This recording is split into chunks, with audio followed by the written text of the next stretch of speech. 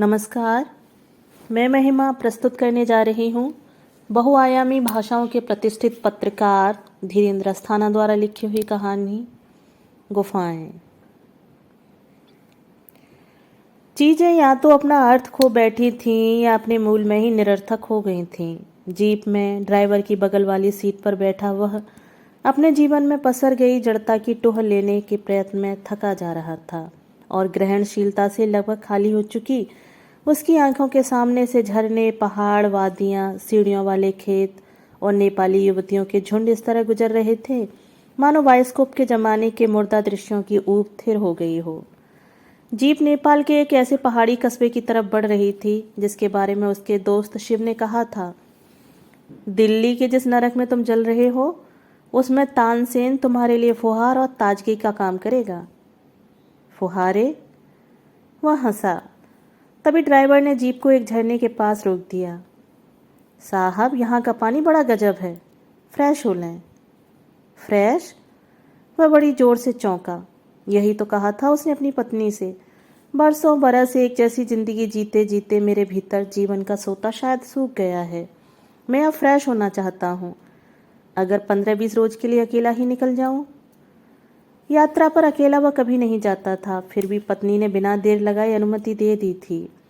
पिछले लंबे समय से वह खुद यह महसूस कर रही थी कि अविनाश सारे काम कुछ इस तरह से कर रहा है मानो कोई प्रेत किसी तांत्रिक के इशारे पर बोल डोल रहा हो। इस प्रेत के लड़ते लड़ते वह खुद प्रेत हुई जा रही थी। दफ्तर से लेकर दोस्तों के बीच हुई कहा सुनी तक को शब्दशः बयान कर देने वाला अविनाश अब एक शिला में बदल गया था। उसकी खामोशी और खिंचे खिंचे रहने के भाव के कारण जो ऊब और मनहूसियत उन दोनों के बीच पसर गई थी, उसका असर बच्चों की कोमल आत्माओं पर किसी बिजूखे की तरह उतरने लगा था। बच्चों को बाप से न सिर्फ अलगाता हुआ बल्कि उन्हें बाप की उपस्थिति से आतंकित, उदास और निर्लिप्त करता हुआ। अब अविनाश के रात को घर लौटने के वक्त का भी इंतजार नहीं करते थे बच्चे। अविनाश भी घर लौटकर बच्चों के बारे में कुछ नहीं पूछता था। हद तो यह थी कि चिट्ठियों के बारे में एक पागल उत्सुकता से भरा रहने वाला अविनाश अब अपने नाम आए खतों को यूं देखता था मानो वे खत न होकर अखबार के भीतर से निकले किसी कपड़ों, इलेक्ट्रॉनिक्स या जूतों की नई दुकान के इश्तहार हों। कई बार तो वह अपने नाम आई चिट्ठियों को कई कई दिन तक बंद ही पड़ा रहने देता था। वह समझ नहीं पा रही थी कि अविनाश के जीवन में कहाँ क्या गलत हो गया है कि तभी अविनाश ने बाहर जाने का प्रस्ताव रखा। कहाँ जाओगे? उसने पूछा था। नेपाल। अविनाश ने उत्साहित होकर नहीं, एक टूटती हुई उदासी के बीच आंखें झपकाते हुए कहा था। बस्ती में शिव है, वह एक जीप और ड्राइवर का इंतजाम करवा देगा। शिव ने पूछा था, मैं भी साथ चलूं? नहीं, उसने साफ मना कर दिया था। अगर मुझे ड्राइविंग आती तो ड्राइवर को भी साथ न ले जाता। क्या हो गया है तुम्हें? शिव सशंकित हो गया था। वह अविनाश की आदतों से परिचित था। वह जानता था कि अविनाश जिस समय टूट रहा होता है निपट अकेला होता है। बुरा वक्त गुजर जाने के बाद ही दोस्तों को पता चलता था कि अविनाश किसी हादसे की गिरफ्त से छूटकर लौटा है। अपनी यातनाओं में किसी को हिस्सेदार बनाने का एहसास तक अप्रिय था उसे। मेरे लिए यह जीवन बेमानी हो गया है, सुना तुमने? अविनाश हाँफते हुए बोला था। जीवन रहे या ना रहे, मैं दोनों एहसासों से खाली हो गया हूँ और इतना अधिक खालीपन मुझसे झिल नहीं रहा है। मुझे अकेले ही जाने दो, सिर्फ अपने साथ। मैं देखना चाहता हूँ कि सिर्फ अपने ही साथ रहा जा सकता है या नहीं। मगर वहाँ तुम अकेले होगे, उनके तौर तरीकों से एकदम अपरिचित, अजनबियों के बीच यूं अकेले जाना। इस वाक्य पर अविनाश ने यूं देखा कि शिव को अपना आप एकदम बेगाना सा लगने लगा, बेगाना और अर्थहीन। इसके बाद वह कुछ नहीं बोला। एक ठंडा मगर सख्त आतंक सहसा उसके कलेजे पर पसर गया। पहले तानसेन, फिर पोखरा और इन दोनों के बीच का सफ़र जिसे फुहारा बताया था शिव ने, और जिन दो कस्मों के प्राकृतिक वैभव पर अभिमान था नेपाल को, कुछ भी तो नहीं छू पाया था उसे। जीप के भीतर घुस आए बादल, झील, शराब की बेशुमार दुकानें, यौवन से लदी फंदी नेपाली युवतियाँ, झरने, पहाड़, पेड़, सारे संसार से आए विदेशी पर्यटक, खूबसूरत सेल्स गर्ल्स, सुहाना आतंक, अकेली पगडंडियाँ, लकदक बाजार, कोहरा, रिमझिम बरसात, उद्दाम छल रहित और उन्मुक्त जीवन, चट्टाने, हनीमून मनाए आए जोड़ों का उत्साह, संगीत, कितना कुछ था नेपाल की धरती पर, कितना समृद्ध, कितना अप्रतिम और कितना स्वप्निल। लेकिन इन सबके बीच वह कहीं नहीं था। इन सबके बीच से एक अदृश्य और अतृप्त आत्मा की तरह गुजरता हुआ वह फिर तानसेन के होटल सिद्धार्थ के उसी कमरा नंबर 13 में था, जहां वह आते हुए रुका था। ठीक उसी स्थिति में, टूटा, थका, बेचैन, उदास, जड़ और प्रतिक्रियाहीन, अपने भीतर के अंधकार में बोराए हुए आदमी की तरह हाथ पांव मारता हुआ, सिरे से ही पराजित लेकिन फिर भी जीवित। क्यों? उसने सोचा और ड्रेसिंग टेबल के सामने आ गया। उसने देखा, वह हाँफ रहा था। उसने चाहा था कि हाथ में पकड़े शराब के गिलास को आईने पर फोड़ दे। क्यों जीवित है वह? जीवित है भी, या सिर्फ जीवित होने के भ्रम को जी रहा है? या अपने भीतर, या किस अंधेरी गुफा में उतर गया है वह, जहाँ कोई छाया, कोई रोशनी, कोई आहट नहीं पहुंच पा रही है? वह कौन सा शापग्रस्त क्षण था जब उसके बीचों बीच धरा गया था वह? ऐसे ही एक जर्जर, विरक्त और बीहड़ क्षण में, जब दुनिया उसे निराश करने लगी थी, वह अपने भीतर उतर गया था, दबे पांव, उत्सुकता में डूबा हुआ दूर तक निकल गया। लौटने लगा तो रास्ते खो चुके थे, ठीक उसी तरह जैसे पोखरा की महेंद्र गुफा में खो गए थे। उस ऊबड़ खाबड़, पथरीली, नुकीली चट्टानों से भरी गुफा में वह तब तक चलता रहा था जब तक एक ठोस अंधकार ने उसका रास्ता नहीं रोक लिया। वापसी में वह भटक गया और बाहर निकलने के उस रास्ते की तरफ मुड़ गया जिसके बारे में उसे बताया गया था कि इस रास्ते से सिर्फ दुस्साहसी लोग ही बाहर निकलते हैं, अपने साहस और सामर्थ्य की परीक्षा लेने के लिए। लेकिन वह अपने साहस की थाह लेने उस रास्ते नहीं गया था। वह तो भटक कर वहां पहुंचा था, ऊंची नीची, गोल, फिसलन भरी, संकरी और ठोस अंधकार में डूबी कई चट्टानों पर पांव टिकाते, उन्हें छलांगते हुए अंत में वह पायदान आता था जिस पर खड़े होकर एक सकरे रास्ते के जरिए छलांग लगाकर बाहर निकलना होता था। इस सकरे रास्ते से 3 चट्टान पहले जो चट्टान थी, उसमें और दूसरी चट्टानों के बीच एक गहरी खाई थी, अंधेरे में जड़ तक डूबी हुई, और इस चट्टान पर छलांग लगानी थी, और वह भी बिना किसी सहारे के। अंधेरे में उसकी हिम्मत जवाब दे गई। उसने लौटना चाहा, लेकिन यह देखकर लगभग चीख ही पड़ा कि जिस चट्टान पर वह था उस तक आना तो सरल था, लेकिन वहां से वापस लौटने के लिए फिर एक अंधेरी छलांग की जरूरत थी, और गलत छलांग का अंजाम जिस्म का खाई की अतल और नुकीली गहराई में गिर जाना था। इतनी खामोश, अकेली और मर्मांतक मौत। वह सिहर उठा था और दोनों तरफ से कटी हुई उस चट्टान पर बैठा रह गया था, एक धूमिल सी प्रतीक्षा में कि शायद कोई आए। और करीब पौने घंटे की व्याकुल और दहशत भरी प्रतीक्षा के बाद लड़कियों का एक दल उधर आया था, उसी रास्ते, अपने साहस को तौलता हुआ। उस दल की मुखिया लड़की ने उसे सबसे पहले देखा, पहले घने अंधकार में किसी प्रेत की तरह बैठे हुए, फिर टॉर्च की रोशनी में, उसकी बेबसी और कातरता को पढ़ते हुए। ऐसे आना चाहिए यहाँ, मुखिया लड़की की आवाज़ अंधेरे में गूंजी। वह एकाएक ढेर सी खुशी से भर उठा। इस हत्यारी गुफा में अकेला नहीं है वह। वे नेपाली युवतियां थीं। रस्सी और रोशनी की मदद से उन्होंने उसे चट्टान से नीचे उतारा और बाहर निकलने के सीधे रास्ते तक पहुंचाई। महेंद्र गुफा की हत्यारी खाइयों से मुक्त करा दिया था उसे नेपाली युवतियों ने, लेकिन अपने भीतर की जिस हत्यारी गुफा में वह दोनों तरफ से कटी हुई चट्टान पर बैठा है, वहां से कौन आकर ले जाएगा उसे? मुखिया लड़की का वाक्य फिर उसी चेतना में कौंध उठा। ऐसे आना चाहिए यहाँ।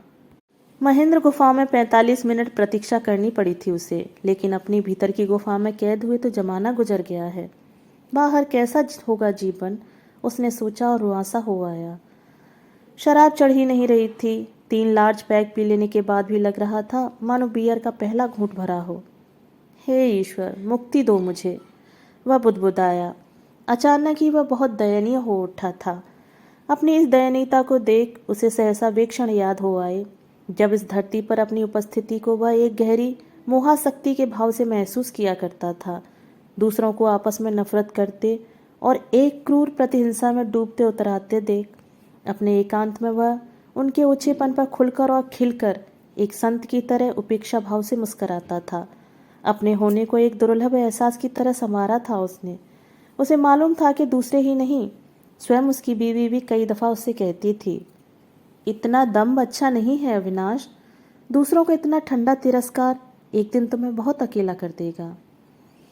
वह सिर्फ हंसता था और लापरवाही से कहता था, मैं दम्भी नहीं हूँ, लेकिन मुझसे जुड़ने के लिए लोगों को मेरे स्तर तक उठकर सोचना और महसूस करना होगा। अगर लोग मेरी तरह सहनशील और कल्पनाशील नहीं हो सकते तो मुझे मेरे साथ तो रहने दे सकते हैं कि नहीं, या कि मैं भी नीचे गिर जाऊं। तब वह नहीं जानता था कि बाह्य जगत के शोर, हलचल, घटनाओं और लोगों से दूर रहकर वह जो यात्रा अपने साथ कर रहा है, वह उसे एक ऐसी चट्टान पर ले जाकर खड़ा कर देगी जिस पर सिर्फ वही होगा, लोगों की चिंताओं, सरोकारों और दिलचस्पी से कतई खारिज। वह नहीं जानता था कि एक दिन अकेली चट्टान पर बैठे बैठे चुपचाप मर जाने की पीड़ा उसके अस्तित्व को नोचने, खसौटने और चीथने लगेगी, कि चट्टान पर बैठे बैठे ही मरना होगा उसे। यही सही, उसने सोचा और एक पैग शराब और पीकर कुर्सी पर पसर गया। तभी उसकी नज़र घड़ी पर गई। अभी सिर्फ शाम के 6 बजे थे। कल उसे चले जाना था। वह 15 दिन का कार्यक्रम बनाकर आया था और 6 दिन के भीतर ही भाग रहा था। यादगार के लिए कुछ खरीदारी कर ली जाए, उसने सोचा और कुर्सी से उठ खड़ा हुआ। मुंह हाथ धोकर और बाल संवार कर वह कमरे से बाहर आया और होटल की सीढ़ियां उतरने लगा। होटल के ठीक सामने पार्किंग स्थल पर उसकी जीप खड़ी थी, लेकिन ड्राइवर का कहीं पता नहीं था। पी रहा होगा वह भी, उसने सोचा और बाजार की चढ़ाई चढ़ने लगा। बाजार की सीमा पर स्थित मोतियों की मालाओं और कंगनों की एक छोटी सी दुकान पर वह ठिठक गया। वह एक खाली दुकान थी, यानी ग्राहकों से खाली। चेहरे मोहरे से नेपाली लगते हुए भी जो लड़की सामान बेच रही थी उसे लगा वह नेपाली नहीं है, यानी एक हिंदुस्तानी की दुकान। वह दुकान के करीब आया। आहट पाकर जरा भी उत्साहित हुए बिना लड़की ने उसकी तरफ देखा। हे भगवान! लड़की की आंखें देखकर वह सिहर उठा।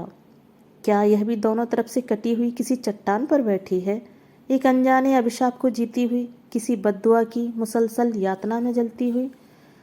लड़की अजीब तरीके से सुंदर थी। उसकी आंखें बहुत गहरी थीं, लेकिन आंखों से भी अधिक गहरी थी वह उदासीनता जो उनमें दूर तक पसरी हुई थी। एक नज़र में यूं लगता था जैसे आंखों को जीवन से निर्वासित हो जाने का दंड मिला हो। उसके होठों में रस था, लेकिन यौवन की जीवंतता नहीं थी। उसके गाल रक्तिम थे, लेकिन कुछ कुछ निस्तेज भी थे। उसके बाल, उसकी गर्दन, उसकी उंगलियां, उसका ललाट जैसे किसी स्वप्न का शापग्रस्त टुकड़ा थी वह। क्या चाहिए? लड़की ने कहा। वह चौंक गया। उसकी आवाज़ में उत्सुकता नहीं, भय था। मानो वह कुछ खरीदने नहीं, लड़की के एकांत को तहस नहस करने आया हो। उसने जवाब नहीं दिया और लड़की को देखता रहा। लड़की कुछ इस तरह खुद को सहेजने समेटने लगी कि अपना देखना उसे खुद ही नागवार लगने लगा। कुछ लेंगे? लड़की ने फिर पूछा। क्या? कुछ भी। लड़की थोड़ा असहज हो गई। कंगन, माला मेरे पास बहुत सुंदर सुंदर हैं। जो चाहे दे दो। वह मंत्रमुग्ध था जैसे। जो चाहूं? लड़की बुदबुदाई और दुकान में इधर उधर देखने लगी। वह कुछ परेशान सी हो गई थी, मानो तय न कर पा रही हो कि क्या दे। आखिर उसने सफ़ेद मोतियों की एक सुंदर सी माला निकाली। यह देखिए, सिर्फ 45 रुपये। नेपाली या इंडियन? वह बाकायदा ग्राहक बन गया। इंडियन। पैक कर दूं? लड़की थोड़ा थोड़ा दुकानदार की मुद्रा में आ रही थी। तुम्हें पसंद है? उसने अचानक ही पूछा। क्या? लड़की जैसे समझी नहीं। हार। मुझे? लड़की चौंक गई, फिर मुस्कराकर बोली, मेरी पसंद से उनके लिए हार लेंगे? कौन उनके?